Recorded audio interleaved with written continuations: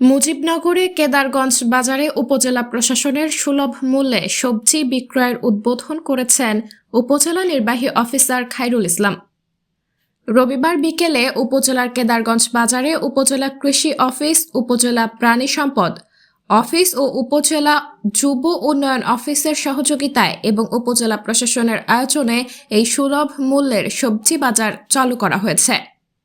সুলভ মূল্যের এই বাজারে পেঁয়াজ, রসুন, কাঁচামরিচ, আলু, ফুলকপি, মূলা, লাউ, বেগুন সহ বিভিন্ন ধরনের সবজি প্রতিদিন সুলভ মূল্যে বিক্রয় করা হচ্ছে।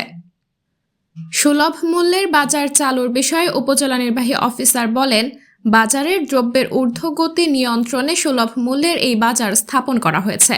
এখানে সরাসরি কৃষকদের সাথে সবজি ক্রয় করে সাধারণ মানুষদের মাঝে বিক্রয় করা হবে।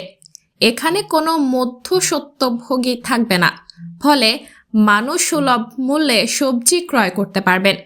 তিনি কৃষকদের প্রতি আহ্বান জানিয়ে বলেন, আপনারা আপনাদের শাকসবজি আমাদের কাছে সরাসরি ন্যায্য মূল্য বিক্রয় করেন, আমরা সেগুলো ন্যায্য মূল্যে ভোক্তাদের মাঝে বিক্রয় করব। এই কর্মসূচি যতদিন বাজারের দ্রব্যমূল্যের ঊর্ধ্বগতি থাকবে ততদিন অব্যাহত থাকবে। সাবরিনা জলিল, সবার কথা।